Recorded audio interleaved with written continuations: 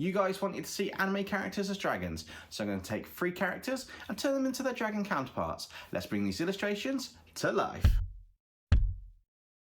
In a tavern in the newly discovered kingdom of Animakir, a familiar figure was sat, having a drink in a rather dusty bar. He was one of the first adventurers to travel to this new region in search of new beasts to encounter and slay, challenging his skills to the limits. Tales of some rather unique and powerful creatures from this new kingdom had reached the ears of our traveller. Hey you lad, come over here and pull up a seat. Let me buy you a drink in exchange for some information, if you be so kind. Since you're offering to buy me a drink in exchange for some info, that sounds good to me. Although, depending on the information you want, a single drink might not be enough to cover it. What's it they say? Knowledge is power and power is wealth? Everything has a price. Arr, then tell this wary traveller about the creatures of this wondrous land. I'm particularly interested in any dragon-type species you may have. I hear there's a few unique and powerful creatures that make a good challenge for any adventurer to slay. If your information's good enough, I may be so kind as to part with an item or 2, as well as a few more drinks for you. Well, there are a few, and I think it might be an idea to tell you about the toughest ones we have. I advise you to run if you encounter these dragons. So far, no one has managed to slay them. Even fewer have been able to survive an encounter.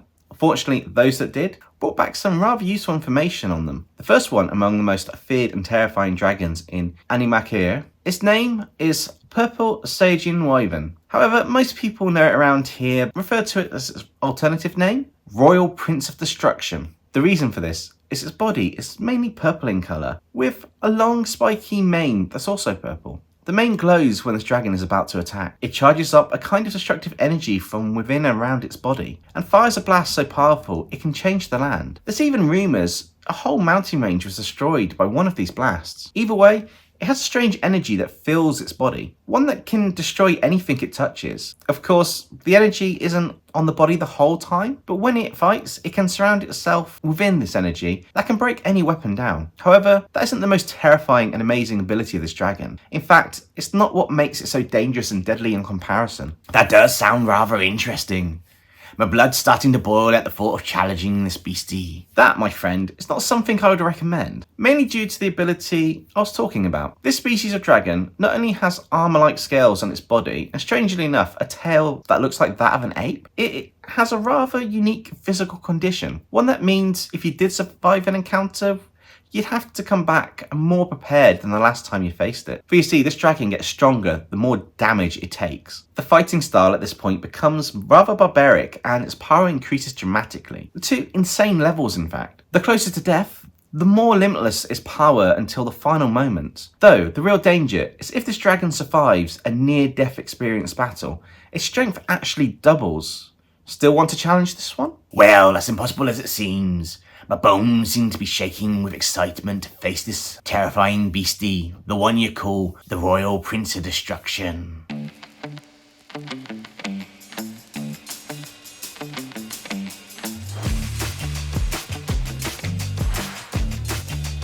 Well, you're either super brave and stronger than you look, or you're a lot stupider. More than brave, I would say. I think I'm going on stupid at this point, but you never know. Either way, since you said about trading or another drink, I'll tell you about another of the strongest dragons in the land. One that has a slightly more interesting and strange ability. Although each dragon in this species has a different ability after it eats a rather strange and unique fruit known as a devil vern fruit. This rare fruit is known to grow in the territory of this dragon, and each fruit gives a different ability, sometimes fire, sometimes completely random and bizarre ability. But for now, this one had its body's properties become like rubber. Strange, but that being said, there is one main weakness to any dragon that's eaten this fruit. It seems that being submerged in a large body of water will drain its strength and can even immobilize it. Although not many will be near a large body of water, there is one exception. It loves to travel along the sea whenever it gets the chance, and we'll talk about that one. This one seems to be an interesting beast, one that isn't afraid of its own weakness. Seems like this one is another beastie I can have some fun with. Do tell me more. This one seems to have piqued your interest, and I'll put a glint in your eye. It's rare to see such enthusiasm in this day and age. As I said, this dragon has the abilities of rubber from the fruit that it ate. Don't be fooled though, its skin and hide is still as tough as any other dragon's, but it can change the size and shape of its body, as well as store up a massive amount of force. Its favourite attack is to shoot out its claw after building up the force of the attack. The body part turns red with black areas. Sometimes it can triple or quadruple in size, and then it will launch the claw at you. That seems a simple attack to dodge if you ask me. Normally, I'd agree with you, but due to its body being like rubber, it can bounce off what it hits and change the direction, making it hard to predict and the attack becoming super random. It's very difficult to protect or defend against it. And the force of this is like going against several cannonballs or a high-class arcane blast strong enough to send most living creatures flying. This creature also has another ability. It can change gears, for lack of a better phrase. It seems this dragon has various forms of gears for attack, each one increasing the force and power this creature can produce. And you can only tell when a gear's changed, as its body is covered in a smoky steam cloud around it. Legend has it, well, more rumour, that there is a fifth gear where this dragon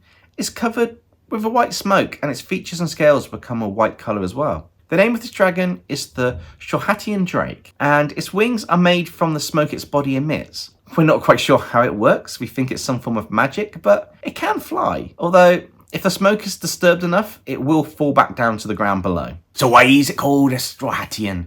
That implies something straw-like, doesn't it? Well, that's true. And this creature has one favourite item it carries about at all times. A straw hat, which it tends to wear on its head.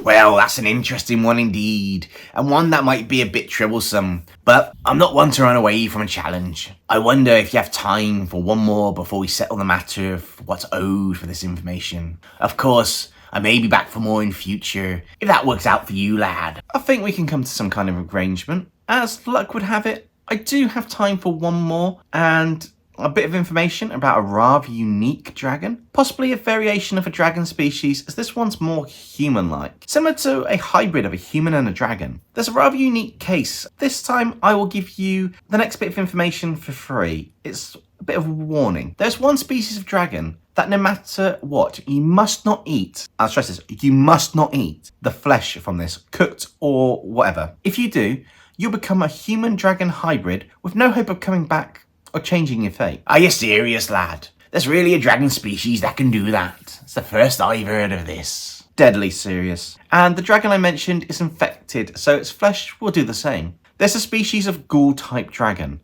that an adventurer once ate some flesh from. It didn't take long before the infection started to change him, making him more and more dragon-like and giving him blood tendrils that can change shape at will. This allowed him to change his 4 blood tendrils to wings to fly, not to mention he could use them in battle. This made its attacks fast and fierce, and had a variety of uses. Perhaps the scariest thing is when battling this beast, it was once an adventurer, and it can fight like one as well. In fact, it kept all the skills and abilities from when it was human, but the mind. Unfortunately, the mind became consumed with a thirst for blood, not only for the blood of other dragon species, but also for humans as well. This one is truly unhinged and lethal. The adventurer lasted several months not eating any dragons or humans, instead feeding on itself in a form of cannibalism. But this soon led to the infection mutating, and his personality snapped completely, becoming cruel and feasting on the bodies of those it encountered. Although there are some moments when this dragon-like creature regains some sanity, it's still only a matter of time, and far and few between, that the peace lasts before its mind snaps again, causing it to go on a rampage. You can tell this one hybrid by its white hair and a mask on its face that looks like it's got a giant creepy smile on it. The 4 blood tendrils and the murderous aura coming from it are also a dead giveaway. Now that sounds like a fun one to challenge. I'd love to battle against this beastie. It's been many years since I've had a good challenge. The pleasure of battling a beastie with such a formidable fighting skill. Where can I find this one? I think this shall be the first one I slay in this newfound land. Are you serious? You're joking, right? No one, not even our strongest adventurers, have managed to slay this creature. When they've come in contact with it, they've either died or they've come back severely injured. How can you, on your own, whatever, well, suit yourself. I'm sure you're going to end up with the same fate as them, but who knows? By the way, what's your name? The name's Bainsworth, Aaronfold Bainsworth. and I'll be happy to settle payment for the information you've given me. What's your name, lad? My name is...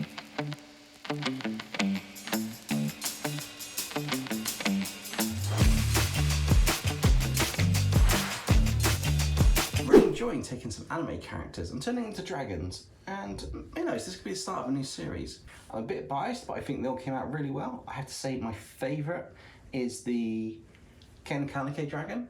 It's just, I don't know, it just looks quite imposing and quite scary, but the colour scheme comes together really nicely. If you want to see more dragons, let me know the suggestions in the future, because yeah, maybe we will make a series out of this. Monday, it's a live stream. I'm possibly going to fuse 2 characters together, and there'll be polls in the community post over the weekend, so be sure to check those out. That's all for today's video. Stay safe, everybody. Catch you next time.